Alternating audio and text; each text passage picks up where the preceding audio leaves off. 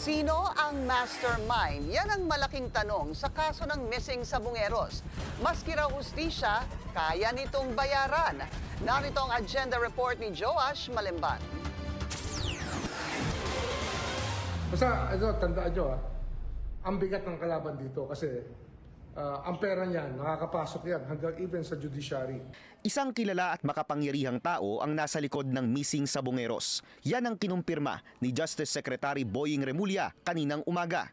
Aniya, makikipag-usap siya kay Supreme Court Chief Justice Alexander Gesmundo matapos ilahad ng whistleblower na si alias Totoy kung gaano kalakas ang itinuturong mastermind.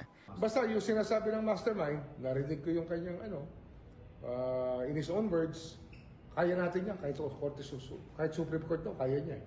Sinasabi niya. Ani Secretary Remulla, ipararating niya kay Chief Justice Gesmundo ang mga balakid sa investigasyon at case build-up ng prosecution. Tsaka meron pang grupo yan, may grupo pa yan. Mayroon pa tayong grupo ng police officers na involved.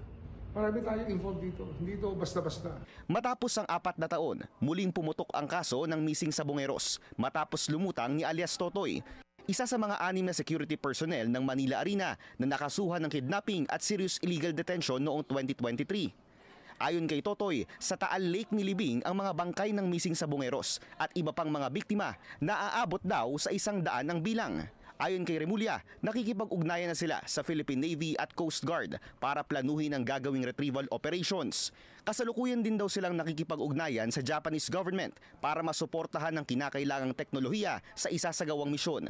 Para sa agenda, Joash Malimban, Billionaire News Channel.